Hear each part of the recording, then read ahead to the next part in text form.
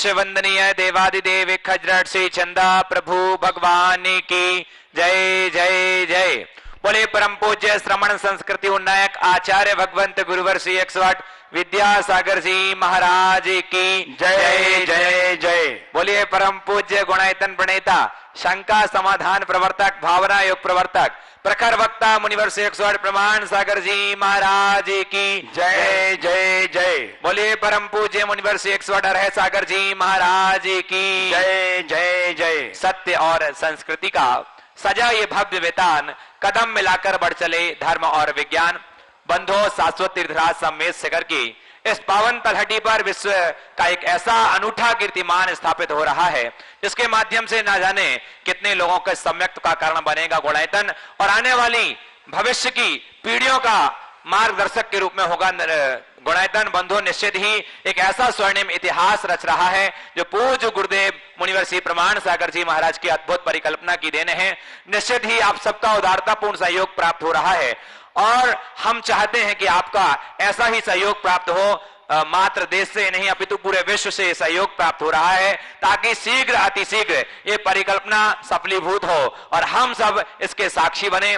बंधु जैसा कि आपको विदित है प्रतिदिन लोग गुणायतन से जुड़ रहे हैं। मैं निवेदन करूंगा जो लोग जिनवाणी पारस और प्रमाणिक ऐप के माध्यम से देख रहे हैं वो आज ही यदि अब तक नहीं जुड़े हैं तो आप स्वयं जुड़े, लोगों को प्रेरित करें और अपने जीवन की चंचला लक्ष्मी का सदुपयोग करके दान दें, योगदान दें और साथ ही साथ पुण्य का अर्जन करें। साथ ही बंधु प्रतिदिन इस गुणायतन परिसर में शांत धारा संपन्न होती है गुरुदेव के मुखारविंद से। तो आप अपने वैवाहिक वर्षगांठ जन्म दिवस के इन विशेष अवसरों पर किसी भी दिन आप शांत धारा करा सकते हैं। नीचे लिखे हुए निम्न नंबरों पर आप संपर्क करके हमसे आप अपना नाम प्रेषित करें ताकि आपकी ओर से संपन्न हो शांत धारा। आइए बंधु आप चलते हैं उन श्रावक शिष्यों के नामों की उद्घोषणा कर रहे हैं जिन लोगों ने आज गुणायतन से जुड़कर के अपने आप को धन्य किया है।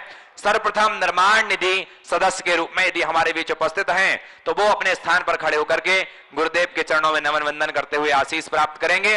निर्माण निधि के रूप में कैमरा ओर कर लेंगे।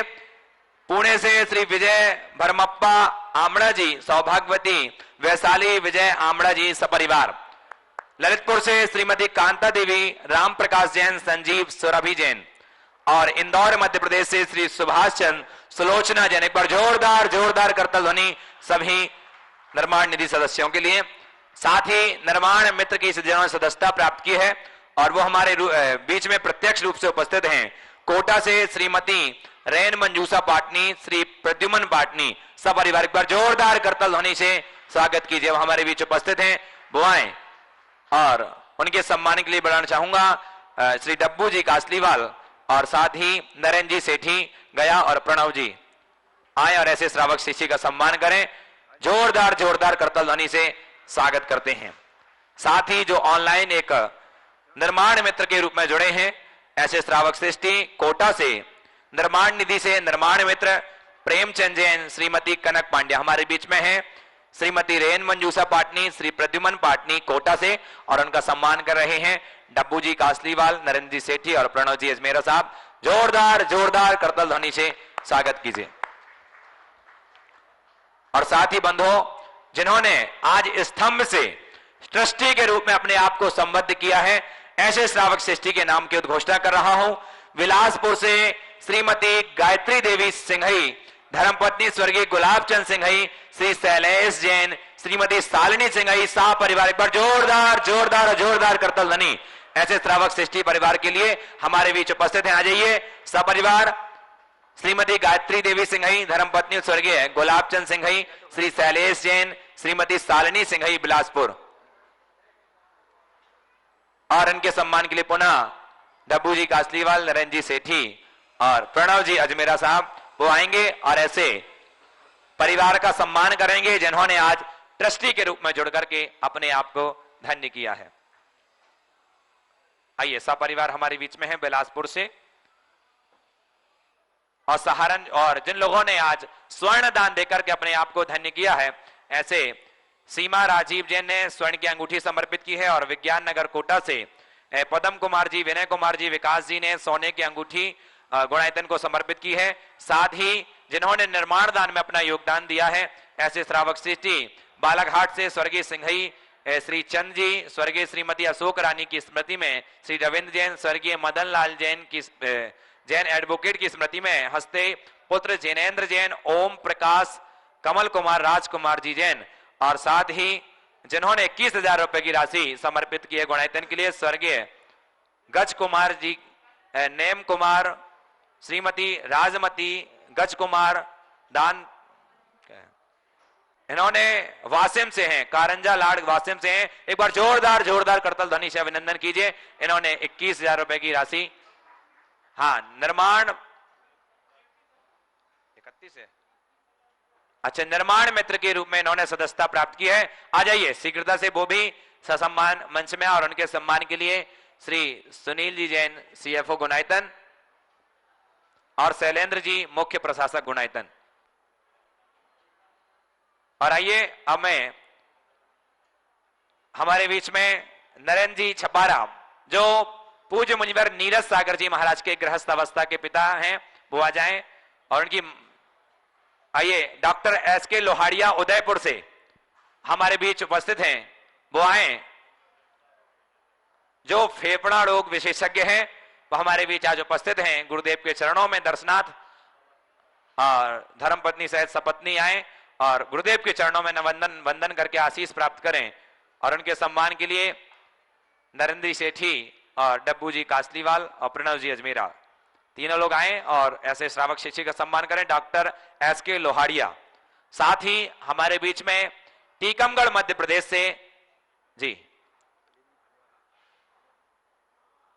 निर्मल जी, डॉक्टर निर्मल जैन जी जयपुर से हमारे बीच में हैं, वो भी आए। और ऐसे श्रावक शिष्टि का सम्मान, आप खड़े रहेंगे, और हमारे डब्बू भैया, नरेंद्र जी सेठी और प्रणव जी आ जाइए। और साथ ही गुणायतन संरक्षक प्रदीप संध्या जी भदौरा टीकमगढ़ मध्य प्रदेश से हैं, वो भी आएंगे। हमारे बीच में डॉक्टर नरेंद्र जी हैं जयपुर से, निर्मल जी, और उनका सम्मान कर रहे हैं। आइए, इसके बाद प्रदीप संध्या जी भदौरा टीकमगढ़ संरक्षक गुणायतन, और इनका सम्मान करने के लिए बुलाऊंगा सुनील जी सीएफओ गुणायतन और शैलेंद्र जी मुख्य प्रशासक गुणायतन, वो आएंगे और सम्मान करेंगे।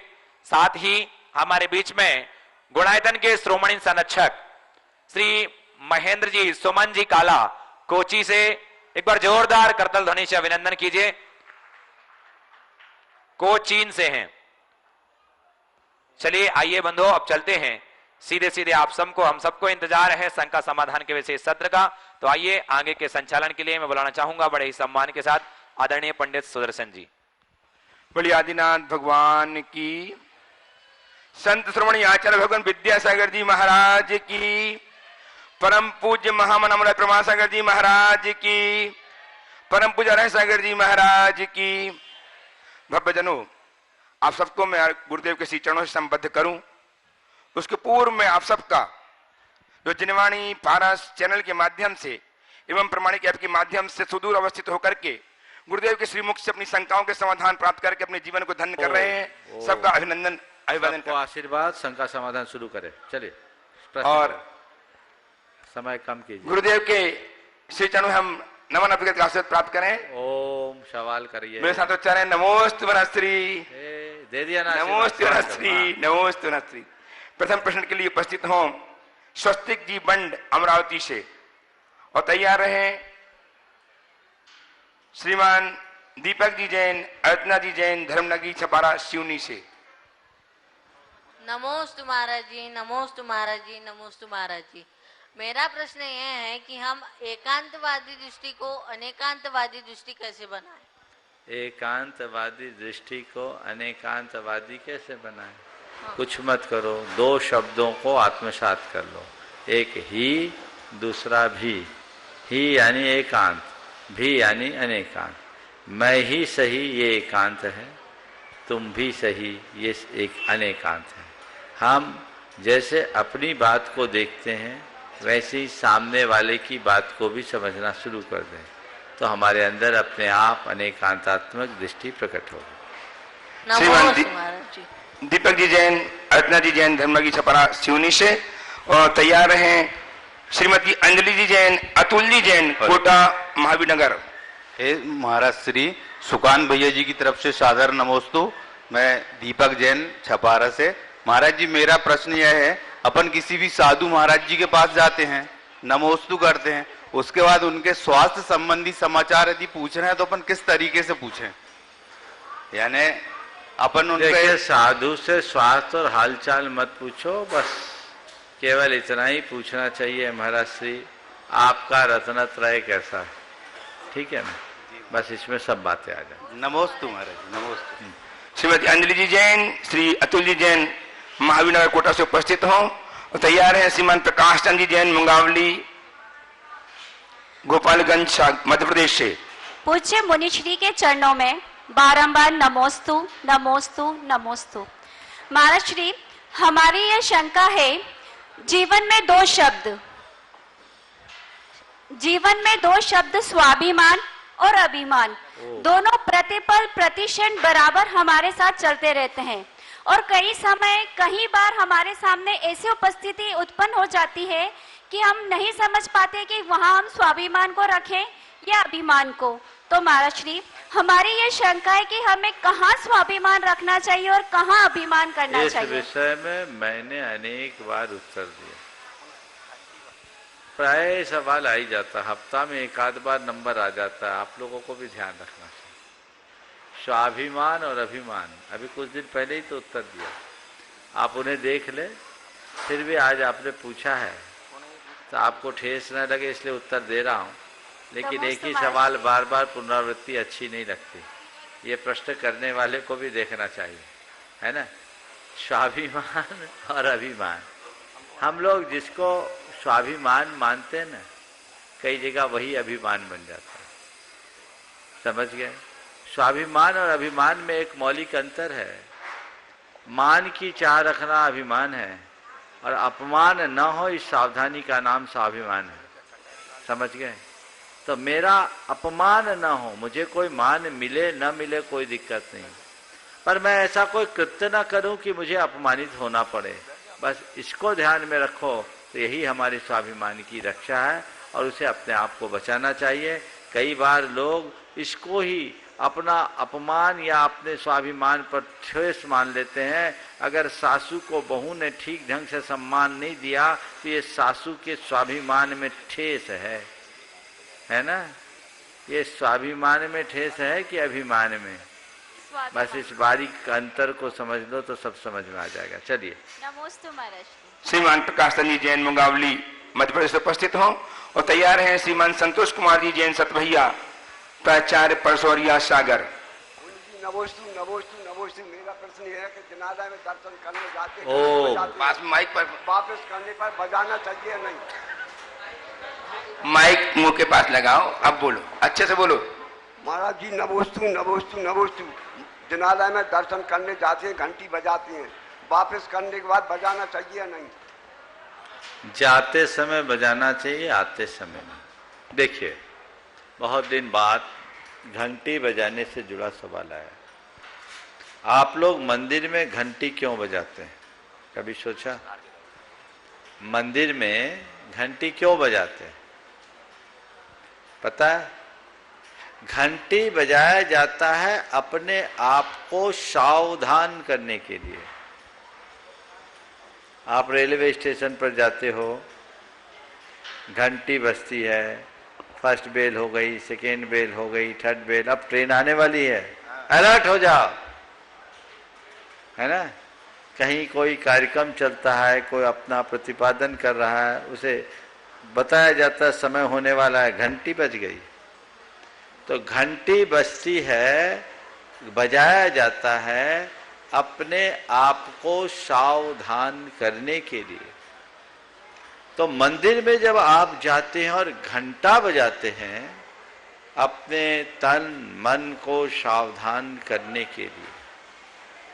देखिए, जिस विधि से मैं आपको बता रहा हूं, उस रीति से यदि आप लोग मंदिर में जाएं, उसका लाभ उठाएं, तो आपके जीवन का मजा ही कुछ और होगा। मंदिर में जाने से पूर्व जूते चप्पल उतारते हैं, पैर धोते हैं। जूते चप्पल उतारते समय मन में ये भाव रखें कि जूते चप्पलों के साथ मेरा सारा परिग्रह यहीं सिमट कर रह जाए। पांव धोएं, उस घड़ी ये सोचें कि मेरे अंदर की मलिनता भी दूर हो जाए। फिर दरवाजे पर जाकर हम 3 बार निस्सही निस्सही निस्सही बोलते हैं। ये क्या है?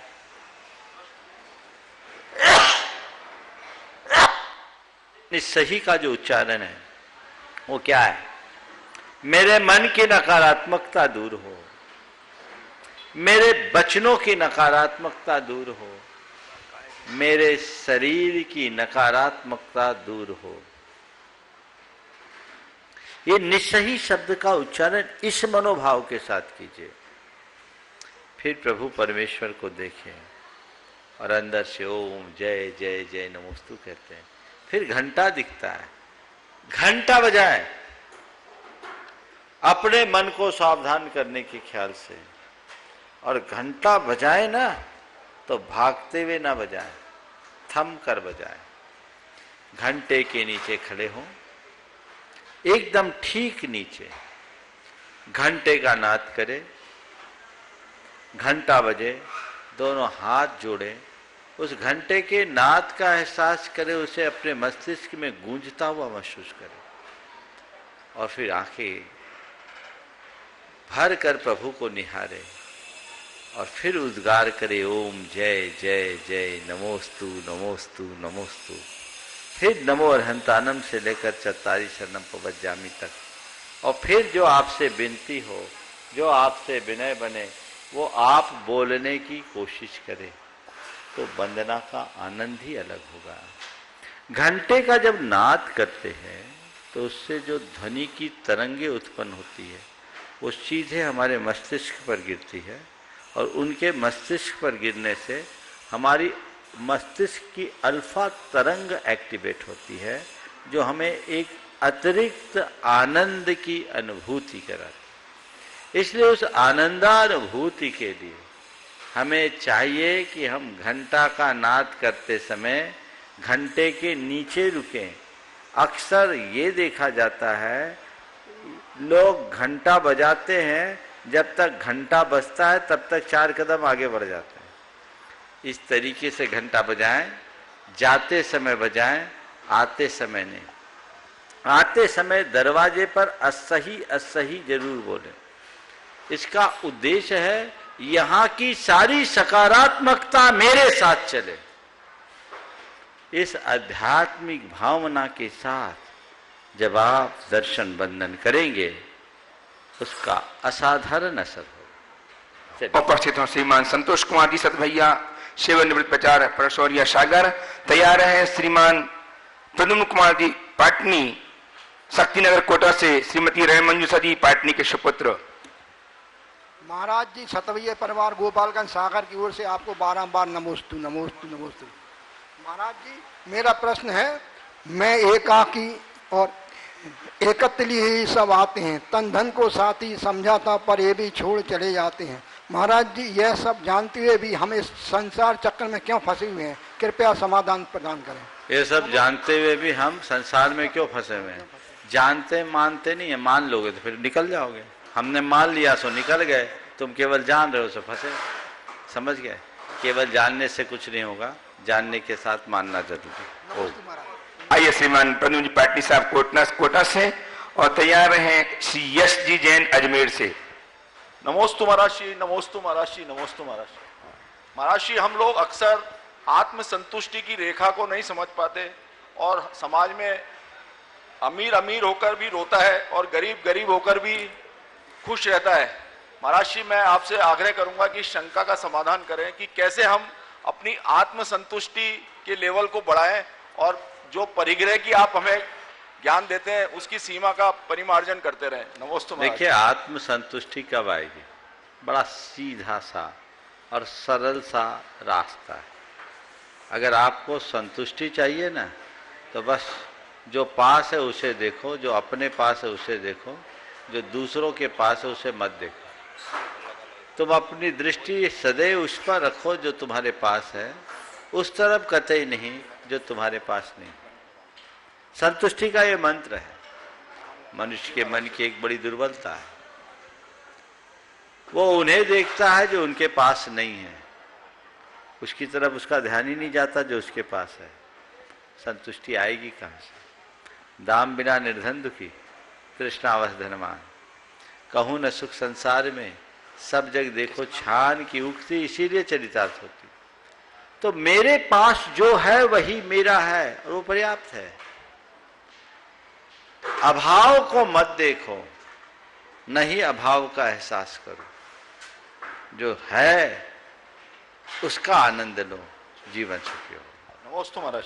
उपस्थित हों श्रीमान यशी जैन अजमेर से, और तैयार हैं श्रीमान नरेंद्र जी बीरन जी जैन छपारा। नहीं है। नमोस्तु महाराज जी, मैं यश जैन वैशाली नगर अजमेर से। मेरा प्रश्न ये है कि महाराज जी, हम जिंदगी में कैसे दोस्त बनाए जो दिल की बात को ऐसे समझे जैसे मेडिकल स्टोर वाले डॉक्टर की हैंडराइटिंग को समझते हैं। कैसे दोस्त बनाए जो हमारे दिल की बात को ऐसे समझे जैसे मेडिकल वाले डॉक्टर की हैंडराइटिंग को समझ जाते हैं। देखिए, दिल की बात समझने की बात, सबसे पहले हमें अपने दोस्तों के चयन से पूर्व ये देखना चाहिए कि जिसे हम अपने दोस्त के रूप में चुन रहे हैं उसकी सोच कैसी है, उसकी प्रवृत्ति कैसी है, उसका व्यवहार कैसा है। अगर उसकी सोच सकारात्मक है, प्रवृत्ति संयत है और व्यवहार शालीन है तो वो हमारे लिए दोस्त बनाने के लायक है। जिसकी सोच नकारात्मक हो, प्रवृत्ति असंयत हो और व्यवहार अशालीन हो, वो कभी दोस्त बनाने के लायक नहीं है। और चौथी बात जो सबसे महत्वपूर्ण है, एक अच्छा दोस्त वो नहीं जो सदैव हमारी हाँ में हाँ मिलाए। एक सच्चा दोस्त वही है जो हमें सही राह पे लगाए।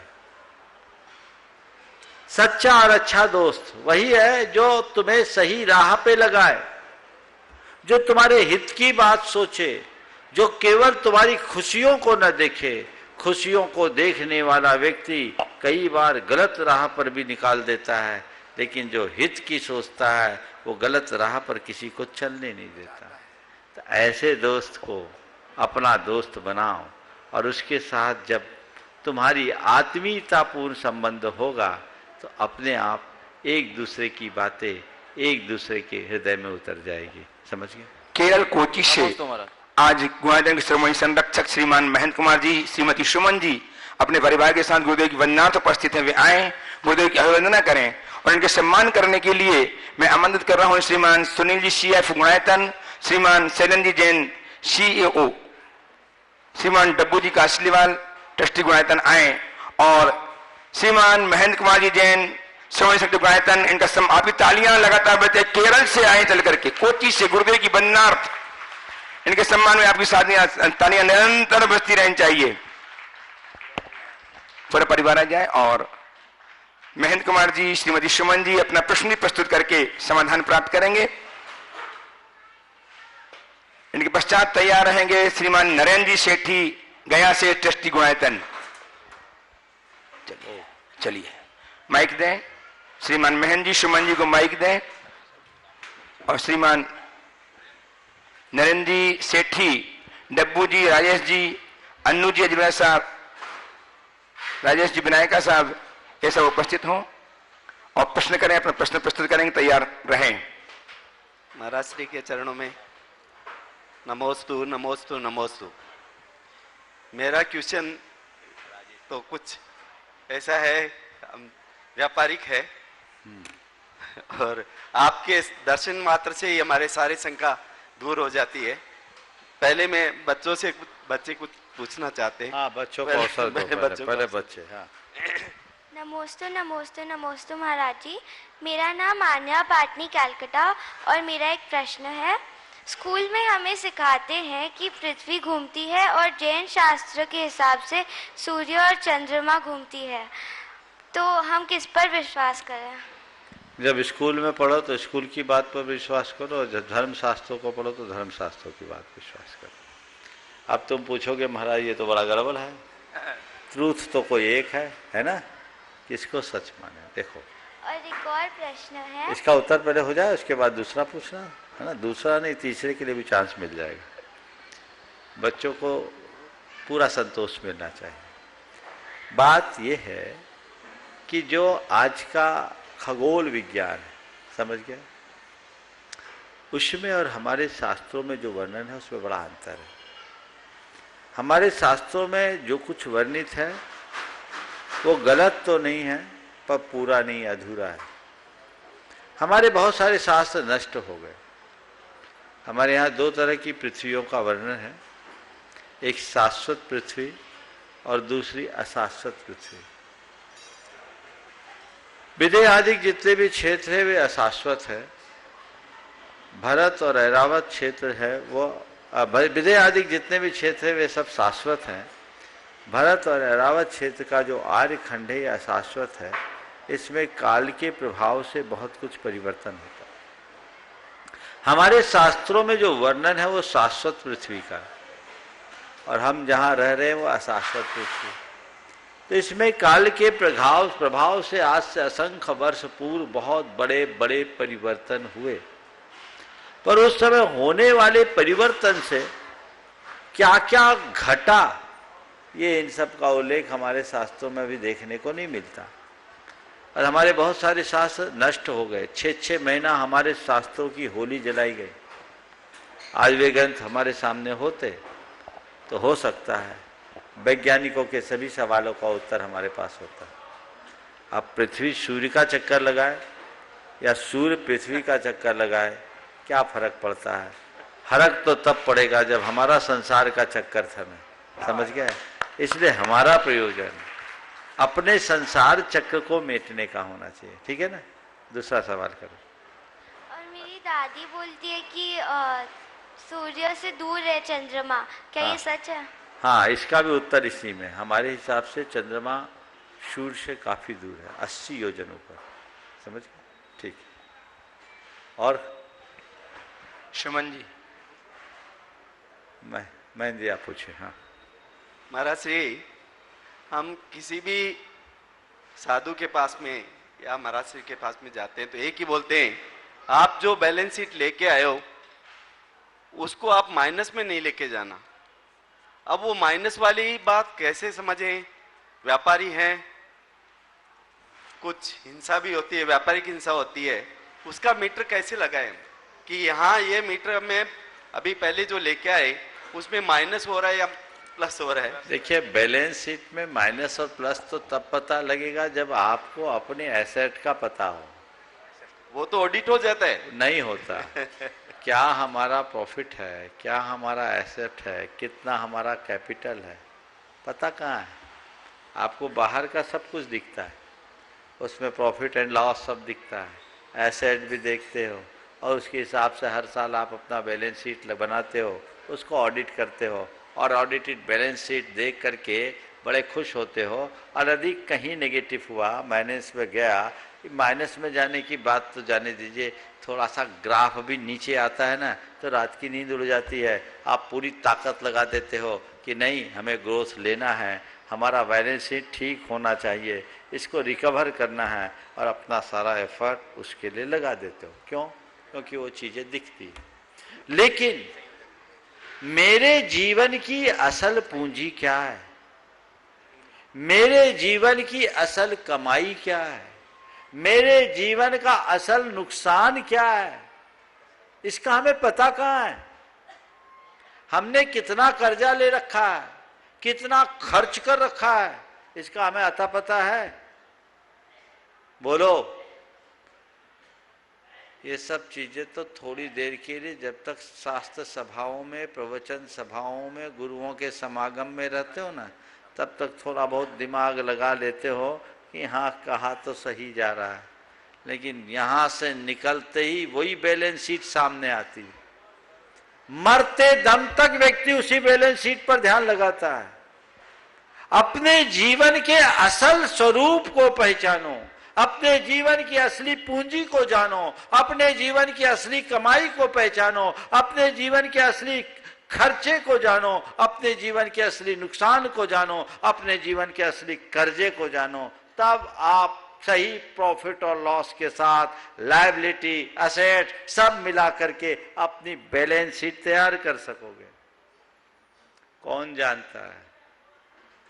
मैं बताऊं आप लोगों को पूरी बैलेंस शीट कैसे बनाना है? हाँ? कर्म की बैलेंस शीट के बारे में मैं बता रहा हूं, मैं पूरे जीवन की बैलेंस शीट बता रहा हूं। श्वासें हमारी कैपिटल है, पूंजी जो हर पल खत्म हो रही है। पुण्य हमारी कमाई है, पुण्य का भोग हमारा खर्चा है और पाप हमारा नुकसान है। समझ गए? सांसें हमारी पूंजी है, पुण्य हमारी कमाई है, पुण्य के फल का भोग हमारा खर्चा है और पाप हमारा नुकसान है। और हमारे जीवन में आने वाले जितने भी दुसंयोग है वे सब कर्जा है। समझ गए? डेप्ट है। अपने जीवन को आगे बढ़ाना है तो क्या करो? अपनी कैपिटल को वेस्ट मत होने दो, उसको सार्थक बनाओ और हर सांस को पुण्यमय बनाने की कोशिश करो ताकि आपकी ग्रोथ बढ़ते जाए। पल प्रति पल आपकी कमाई बढ़े और खर्च में कटौती करो, खर्च कम करो, एक्सपेंसेस को घटाओ और नुकसान रूप पाप से बचो। और ऐसे कोई संयोग जो तुम पर आ पड़े हैं अचानक, उसे अपना कर्ज मानो और उस कर्ज को उतारने की विधि क्या है? जो आए सहज भाव में स्वीकार लो। जीवन में आए दुसंयोगों में इष्टानिष्ट संकल्प करने से और पाप बढ़ता है, यानी कर्ज बढ़ेगा, और जीवन में आए इष्टानिष्ट संयोगों में स्थिरता बनाए रखने से पाप कटता है, यानी कर्ज घटेगा। डेप्ट को कम करना चाहते हो? जो आए सहज रूप से स्वीकार कर लो। समझ गए? तो तुम्हारा कर्ज घटेगा।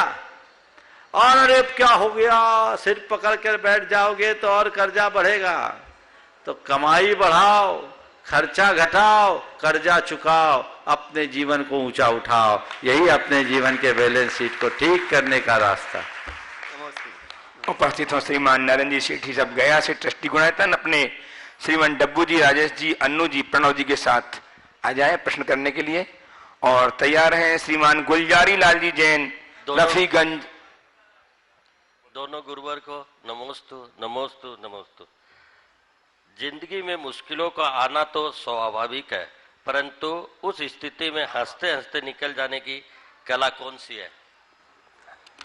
मुश्किलों का आना स्वाभाविक है, पर उन स्थितियों में हंसते हंसते निकल जाने की कला कौन सी है? बस जितनी भी मुश्किलें आए उन्हें सहज रूप से स्वीकार लो तो मुश्किल भी एक अवसर दिख जाएगा।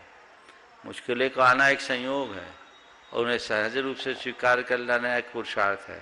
ये समझो कि मुश्किल आना पार्ट ऑफ लाइफ है और मुश्किलों में अपने आप को ठहराए रखना आर्ट ऑफ लाइफ है। चाहे जैसे आर्ट ऑफ लाइफ है तो ये पार्ट है, ये आर्ट है। हम हर पार्ट को आर्ट बना दें, उसे अपने जीवन का एक संयोग माने, कर्म का संयोग माने और सहज भाव से स्वीकार ले तो चीजें हमारे अनुकूल हो सकती।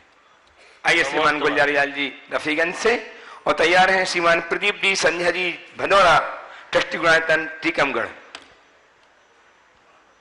बोलिए। परम पूज्य गुरुदेव के चरणों में सत सत नमन। महाराज जी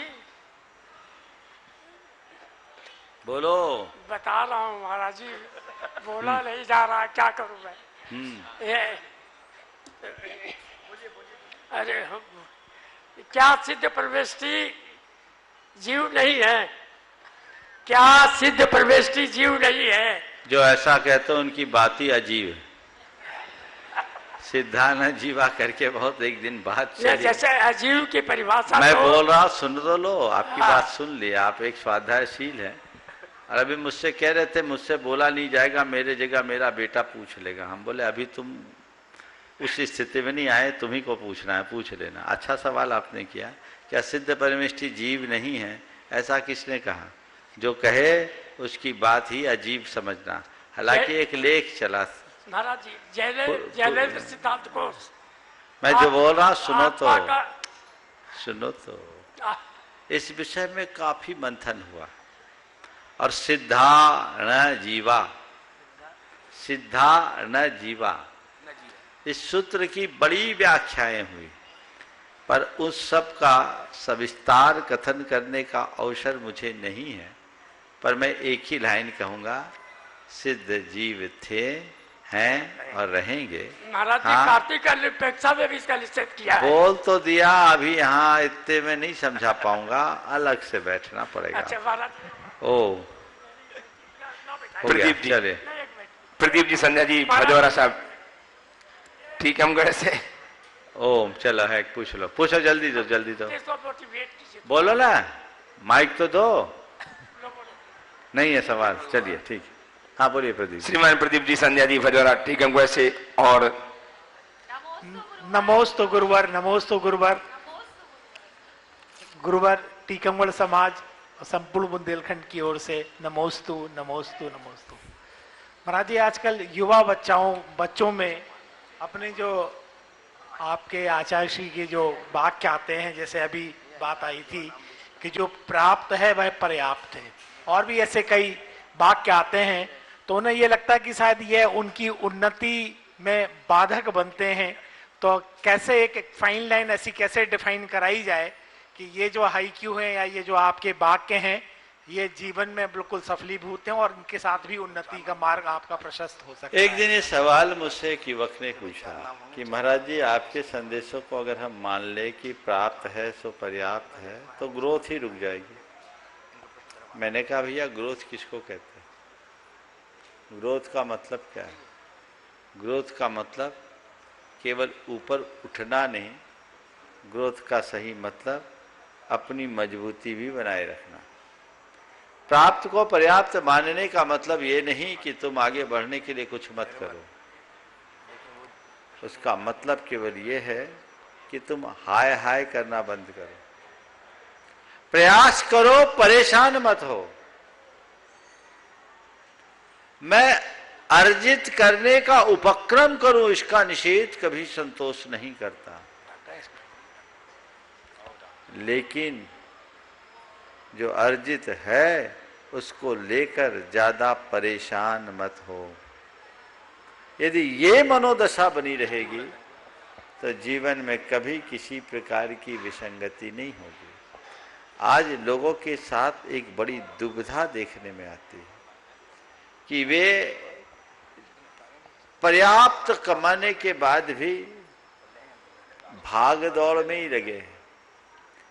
वो प्रयास कम करते हैं, परेशान ज्यादा होते हैं। तो हम प्रयास करें, परेशान न हो, इस बात को ध्यान रखें। ग्रोथ की असली जो मर्यादा है वो उसी में है कि पेड़ जितना ऊंचा उठे उसकी जड़ें भी उतनी गहरी।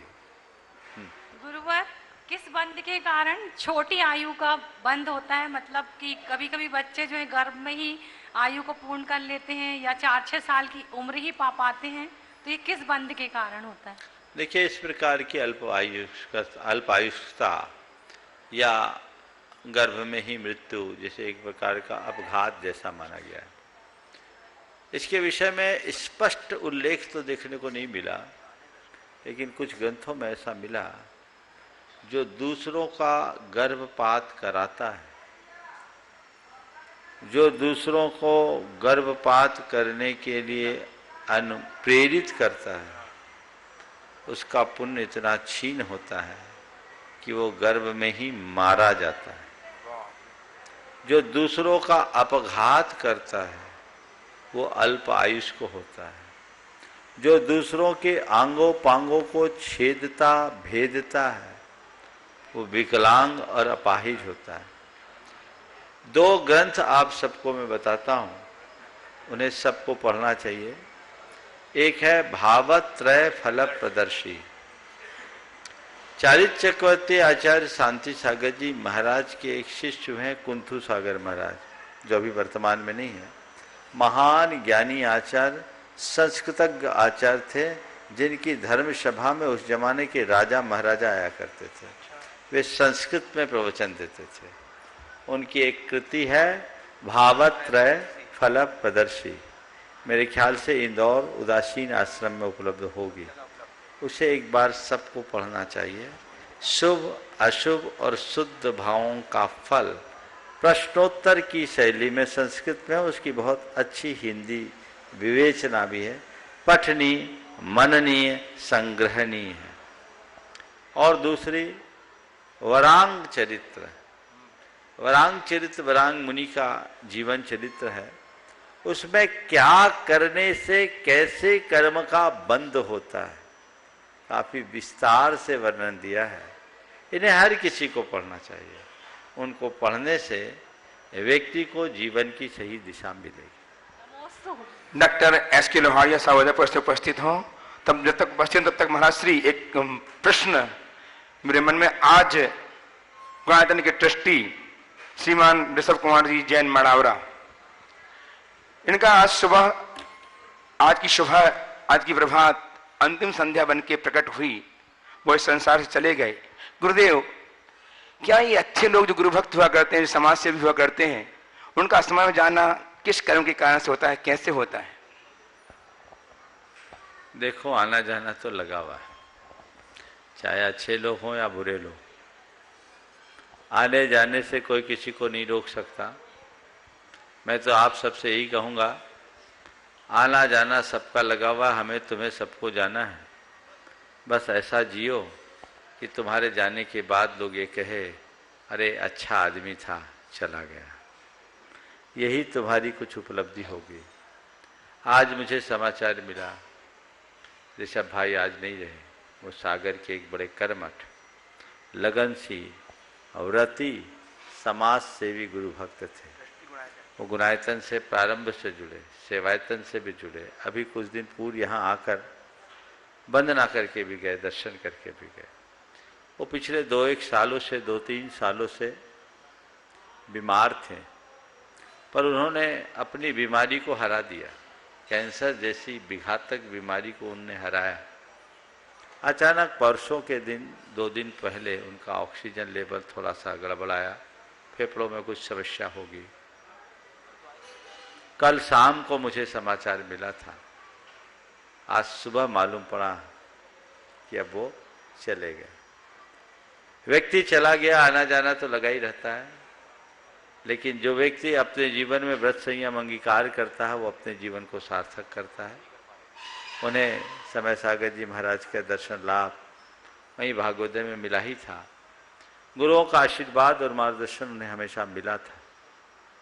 वो चले गए सो चले गए, आना जाना लगा है। न जाने कब कौन किसकी बारी आ जाए, कहा नहीं जा सकता। अब अच्छे लोग क्यों चले जाते हैं ये मत कहो, बस यही समझो, चाहे अच्छे हो या बुरे, जाना सबको पड़ता है। तो हम अच्छा बन कर के जाएं, बुरा बनकर न जाएं, और अच्छा बनकर जाना है तो अच्छा करके जाएं। ऋषभ भाई ने बहुत अच्छा किया अपने जीवन में, जितना अच्छा वो कर सकते थे किया। मैं उनको आशीर्वाद देता हूँ कि जहाँ भी रहे वो धर्म मार्ग में लगे रहे। व्रती जीवन के साथ उनने अपना शरीर छोड़ा है, तो निश्चित सदगति के पात्र होंगे। और ऐसी घड़ी में उनके पूरे परिवार को आशीर्वाद देता हूँ कि वे ऐसी दुख की घड़ी में धैर्य रखे, अपने मन की क्षमता को बनाए रखे, क्योंकि विपत्ति में धैर्य ही एक बड़ा आलंबन है। ऐसी घटनाओं को शोक का निमित्त न बनाकर वैराग्य का निमित्त बनाना चाहिए। हमें मोह भाव में न फंसकर ज्ञान भाव का आश्रय लेना चाहिए। इसी में हमारे जीवन का कल्याण है, हमारी आत्मा की भलाई है, और हम अपने जीवन को आगे बढ़ाएं। मेरा यही आशीर्वाद है। उपस्थित हूँ डॉक्टर एस के लोहारिया साहब उदयपुर से, और तैयार हैं साविका उदासीन आश्रम इंदौर से बहन शशि जी एवं पद्मा जी। परम पूज्य महाराज साहब को मेरा, मेरे परिवार का और सकल दिगंबर जैन समाज चित्रकूट नगर उदयपुर का त्रिकाल नमोस्तु नमोस्तु नमोस्तु। महाराज साहब, हम चिकित्सकों के लिए वायरस से जो जनित बीमारियां हैं वो एक चैलेंज है और बहुत सारी वायरस जनित बीमारियों का हमारे पास कोई इलाज भी नहीं है, परंतु कुछ वायरस जनित बीमारियों के लिए वैक्सीनेशन प्रिवेंशन के लिए एक हमारे पास में कारगर औजार की तरह है। परंतु विडंबना यह है कि बहुत सारी जो वैक्सीन है वायरस के लिए जो बनाई जाती है उसमें जीवों का संहार होता है और हम चिकित्सकों की ये मजबूरी है कि वैक्सीनेशन हमें रिकमेंड भी करना पड़ता है, क्योंकि अगर हम इतिहास उठाकर देखें तो स्मॉल पॉक्स, पोलियो वगैरह और अभी हाल ही में कोरोना में वायरस के रोकथाम के लिए वैक्सीनेशन की जो है वो काफ़ी उपयोगिता साबित हुई है। तो महाराज श्री, हम चिकित्सक रिकमेंड करते समय जो दोष हमें लग रहा है उस दोष के लिए हम किस प्रकार प्रायश्चित करें? देखिए, आप चिकित्सकों से ही मैं सवाल करता हूँ, क्योंकि आप एक वरिष्ठ, अनुभवी, गंभीर, संवेदनशील और धर्म स्नेही चिकित्सक हो, इसलिए मैं आपसे सवाल करता हूँ। आप जो कुछ भी रिकमेंडेशन देते हैं वो सामने वाले को बचाने के लिए देते हो या मारने के लिए? बचाने का भाव होता है। तो बचाने का भाव धर्म है या अधर्म? धर्म है महाराज। तो जो बचाने का भाव है उसको देखो, बाकी बातों में दिमाग क्यों लगाते हो? एक बात मैं आप सबसे कहता हूं, हर व्यक्ति को अपने कार्य क्षेत्र के अनुरूप धर्म करना चाहिए। एक श्रावक का जो धर्म है वो अलग है और एक चिकित्सक का जो धर्म है वो अलग है। समझ गए? जी महाराज। तो आप श्रावक का जो धर्म करोगे वो आपके मंदिर तक, आपके पूजा स्थान तक, आपके घर तक होना चाहिए। जी महाराज। लेकिन जब आप चेंबर में जाकर बैठोगे तो वहाँ आपका प्रोफेशन रिलेटेड धर्म होना चाहिए। जी महाराज। वहाँ आपको एक चिकित्सक का धर्म निभाना चाहिए, न केवल आपको अपितु हर प्रोफेशन में लगे हुए व्यक्ति को अपने प्रोफेशन के अनुरूप अपना धर्म करे, तब तो वह अपने कर्तव्य में खरा उतर पाएगा। मानता हूं ये सब चीजें हैं, ये अच्छी नहीं है, लेकिन इनका प्रयोग करना आप जैसे लोगों के लिए जरूरी होता है, तो मैं उसके लिए अपनी मुहर नहीं लगाऊंगा। लेकिन आपसे इतना कहता हूं, एक चिकित्सक का जो धर्म है उसे निभाना हर चिकित्सक का कर्तव्य है। जब आप लोगों को जो पढ़ाया जाता है उसमें इस एथिक्स को सिखाया भी जाता है ना, शायद कुछ कमिटमेंट भी रहते होंगे, रहते हैं। जी महाराज। तो उसको निभाइए। उसमें यथासंभव हमें ये कोशिश करनी चाहिए कि ऐसी महामारियों और बीमारियों की रोकथाम के लिए ऐसी चिकित्सा विकसित हो जाए जिसमें जीवों की हिंसा न हो। जी महाराज। प्रायः सारी औषधियां जो निर्मित होती है, केवल वैक्सीन नहीं, वैक्सीन के अलावा भी जितनी औषधियां, उनका प्रयोग पशुओं पर होता है कि नहीं, पक्षियों पर होता है? सबसे पहले ट्रायल्स, क्लिनिकल ट्रायल्स उन्हीं पे होती है। अब उन पर ट्रायल होता है, ट्रायल होने के बाद ही वह दवाई आती है, तो निश्चित उसमें हिंसा तो होती होगी। जी महाराज। अब वो हिंसा है, इससे बचना चाहिए। तो उससे बचने का सबसे सरल और सुगम उपाय तो ये है, आयुर्वेद की पद्धति को अपनाइए, जहां ये झंझट ही नहीं है। जब आयुर्वेद की पद्धति में ये चीजें विकसित हो सकती है, तो क्यों ना हम लोग कुछ ऐसी तकनीक विकसित करें कि इस प्रकार के प्रयोग और परीक्षण के बिना भी जीवन रक्षक औषधियां तैयार की जा सके और आने वाली पीढ़ियों को बचाया जा सके। जी। लेकिन जब तक ऐसा नहीं होता तब तक क्या करें? तो मैं क्या करूं? चिकित्सक अपना धर्म करे, हम अपना धर्म करें। चिकित्सक अपना धर्म करे, हम अपना धर्म करें। न तो मैं उसका विधान करूंगा और न ही मैं उसका निषेध करूंगा, पर आम जनों से यही कहूंगा, अपनी इम्यूनिटी को इतना स्ट्रांग करो कि किसी वैक्सीन की जरूरत ही ना पड़े। हमें बहुत व्यापक तरीके से सोचना पड़ेगा। कई जगह ऐसी स्थितियां होती है, एक आदमी बीमार पड़ता है, कोई बड़ी सर्जरी होती है, एंटीबायोटिक्स देते हो कि नहीं? देनी पड़ती है महाराज साहब। वो कैसे बनता है? बिल्कुल, उसका भी निर्माण इसी विधि से होता है। अब क्या करोगे? आदमी को बेमौत मारोगे क्या? तो कुछ चीजें मानवीय दृष्टि से देखनी चाहिए, जिसमें लोक का व्यापक हित है, उसे उस दृष्टि से देखनी चाहिए। हर जगह यदि हमने अपना ज्ञान लगाया तो बहुत सारी दुविधाएं खड़ी हो जाएगी। फिर तो बढ़िया है, बाबा जी बनो, हमारे बाजू में आओ। सबसे अच्छा रास्ता वही है, अपने विवेक का विचार करते हुए काम करना चाहिए। उपस्थित हो साविका उदासीन आश्रम इंदौर से बहन शशि जी और पद्मा जी को नमोस्तु नमोस्तु। हे गुरुवर, मेरा प्रश्न है कि हे गुरुवर, जिंदगी में हमें ऐसा क्या करना चाहिए कि जिससे सदैव